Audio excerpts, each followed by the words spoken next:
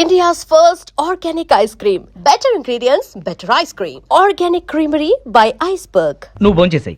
అలాగే రేపు పొద్దున్నే వచ్చేస్తారుగా? పొద్దున్నే వచ్చేస్తా. Okay okay.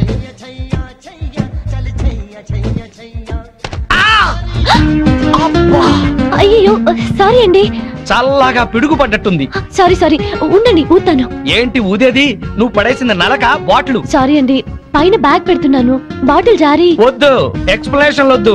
నా రెటీనాకి ఏదైనా కావాలి, అప్పుడు చెప్తా మీ సంగతి. ఏం కాదండి, డోంట్ వరీ. మీరు ఎప్పుడైనా నేత్రదానం చేశారా? లేదండి. నా కంటికి ఏదైనా అవ్వాలి, మీ 2 కళ్ళలో ఒకటి దానం చేయాల్సి వస్తుంది.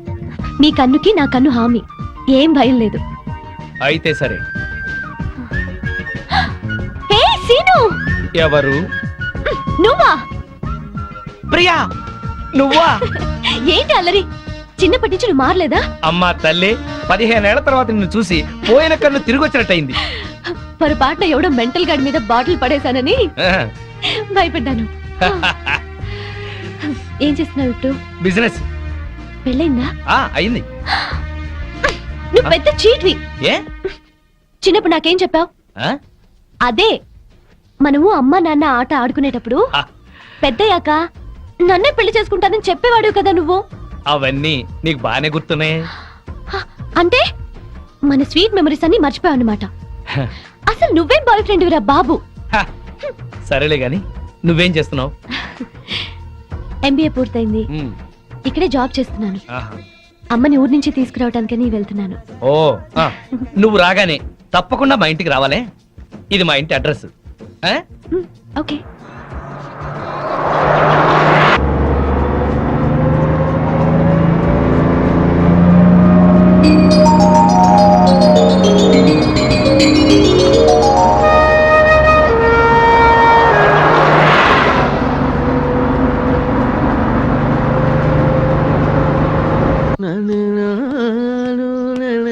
ఏం తాగుతాం బావా? ఎప్పుడు అదే మెక్డవరు, అదే అరిస్టోక్రాటు, అదే జానీవాకరు, అదే బ్లాక్ లేబుల్. ఈ మందు కంపెనీ వాళ్ళలో క్రియేటివిటీ పోయింది బావా. ఏదన్నా కొత్త టేస్ట్ కనుక్కోవాలి. డెటాల్ ట్రై చేయరాదు? అయ్యా నమస్కారం, పెద్దలు ఇద్దరు ఇక్కడే ఉన్నారు. ఏ పారాశాస్త్రి గారు వచ్చారు? ఎంక్వైరీ, మీ కాలనీలో శ్రీనివాస్ అనే కుర్రాడు ఉన్నాడటగా. ఈ శ్రీనివాస మాకు బాగా తెలుసు. ఇతనికి సంబంధం చూశాను. పెళ్లి కూతురు తండ్రి చండశాసనుడు. కుదిర్చే ముందు ఇతని క్యారెక్టర్ ఎటువంటిదో తెలుసుకుందామని వచ్చాను. అదేంటి బావా, ఈ పెళ్ళాం పిచ్చోడు మళ్ళీ పెళ్లి చేసుకుంటున్నాడా? సరే, ఇతనికి సంబంధం చూడమని ఎవరు చెప్పారు? వాళ్ళ అమ్మా నాన్నే. అమ్మా నాన్న అనాథరం చెప్పాడుగా మనకి. మీరేదో ఆలోచిస్తున్నట్టున్నారు. ఏమైనా లూప్ హోల్స్ ఉన్నాయా? నేను పెళ్లి కూతురు తరఫున సంబంధం చూస్తే నా కూతురికి చూసినట్టే. ఏవో 4 డబ్బులు వస్తున్నాయి కదా అని శాడిస్టు వెధవులకి, బుద్ధి లేని గాడిదలకి సంబంధాలు చెప్పకూడదు. ఆ పిల్ల ఉసురు మనకి తగులుతుంది. ఈ కుర్రాడు గురించి చెడుగా మాట్లాడితే నాలుక ఉడి కింద పడుద్ది. కోహినూరు వజ్రానికి కోటేసినట్టుగా ఉంటాడండి. ఐశ్వర్యరాయ్ చూస్తే అమాంతం కావలించుకుని ముద్దు పెట్టుకుంటుంది. మరి అయితే ఇంకే, మీరు తొందరగా వెళ్ళి వీళ్ళమ్మ నాన్నని వాళ్ళమ్మ నాన్నని తీసుకొస్తే వెంటనే పెళ్లి చేసేసేయచ్చు. అయితే క్షణం ఆలస్యం చేయను. శుభం. అశుభం. అశుభానికి ఎడం చేయవాడవయ్యా. అశుభం.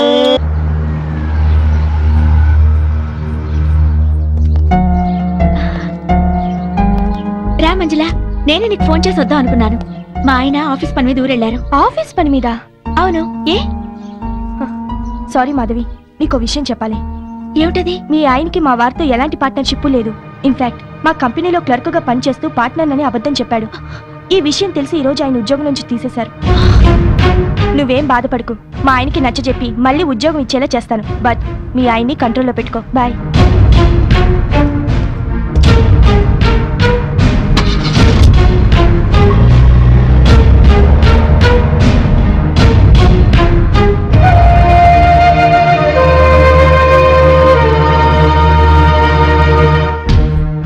ఆయనకి మా వారితో ఎలాంటి పార్ట్నర్షిప్ లేదు. ఇన్ఫాక్ట్ మా కంపెనీలో క్లర్క్ గా పనిచేస్తూ పార్ట్నర్ అని అబద్ధం చెప్పాడు.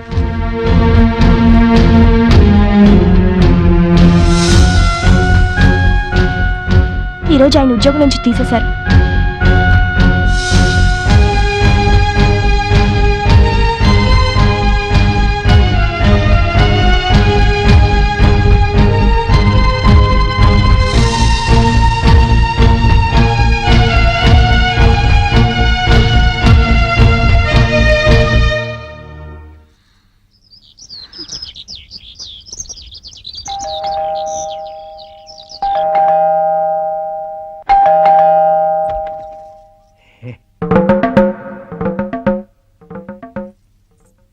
అనుకోకుండా ఊరెళ్ళాల్సి వచ్చింది. నీకు ఫోన్ చేశా కదా, అయినా అంత కోపమా? రాత్రి భోజనం చేసావా? నేను లేనని తినకుండా పడుకున్నావా? నా కోసం ఫోన్లు ఏమైనా వచ్చాయా? ఏంటి వినపడలేదా? పిలుస్తున్నా వినిపించుకోకుండా వెళ్ళిపోతావే? చిట్ ఫండ్ కంపెనీలో గుమస్తాకి అంత చికాకు అక్కర్లేదు.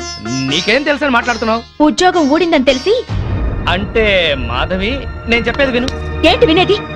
ఎంతో ప్రేమగా నటించి ఎందుకలా మోసం చేశారు చెప్పండి. శ్రీనివాస్, శ్రీనివాస్, ఏవయ్యా శ్రీనివాస్, ఓసారి బయటకు వస్తావా? మీ అమ్మా నాన్న వచ్చారు. ఓసారి బయటికి రావాయా?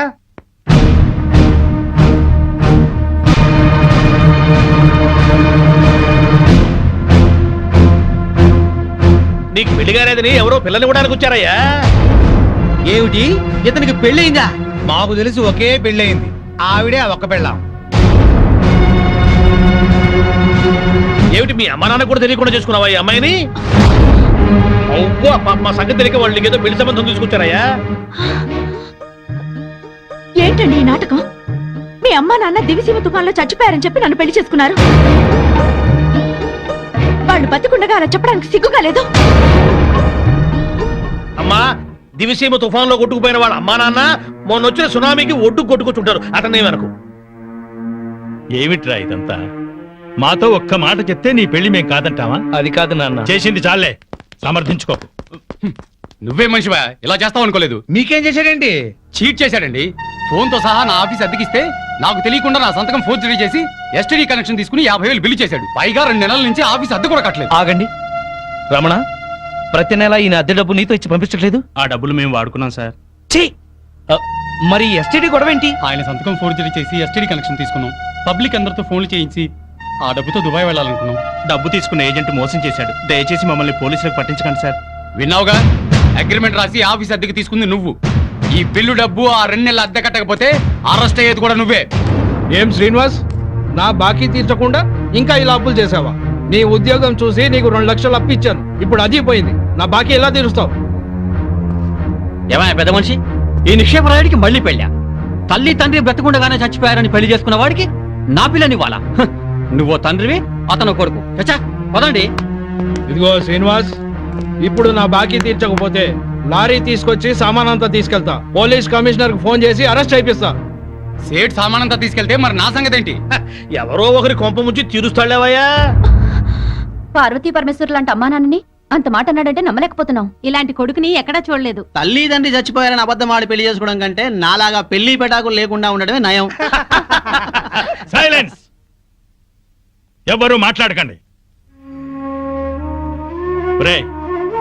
35 సంవత్సరాలు టీచర్ గా పనిచేసి రిటైర్ అయ్యాను. నా 65 ఏళ్ల జీవితంలో ఒక్క మాట పడకుండా బతికాను. జీవితంలో అడుగు పెడుతూనే ఇంత మచ్చ తెచ్చుకున్నావేరా? రిటైర్ అయి హాయిగా హరిద్వారంలో ఉంటున్న వాళ్ళం. నీ పెళ్లి బాధ్యత ఒకటి ఉందని వచ్చావురా. నీ నిర్వాహకానికి సిగ్గుపడేటట్టు చేశావు కదరా. 3 నెలల్లో ఈ బాకీలన్నీ తీర్చు. నీకు చేత కాకపోతే చేతులెత్తి దండం పెట్టు. నిన్ను కన్న పాపానికి అనా పైసలతో సహా ఆ అప్పులన్నీ నేను తీరుస్తాను. అయ్యా, నా మాట మీద ఏమాత్రం నమ్మకం గౌరవం ఉన్నా దయచేసి వెళ్ళండి. శ్రీనివాస్, ఈయన ముఖం చూసి మాట నచ్చి వెళ్తున్నాం. పైసలు జల్దీ అరేంజ్ అయ్యి.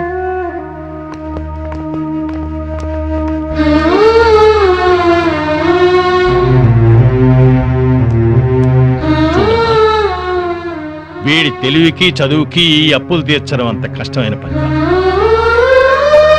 ఒరేయ్, చచ్చిపోయిన నీ తండ్రికి తద్దినం పెట్టకపోయినా పర్వాలేదు, చేసిన అప్పులు తీర్చరా.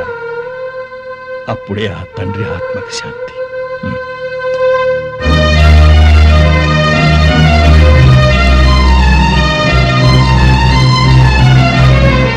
అమ్మా,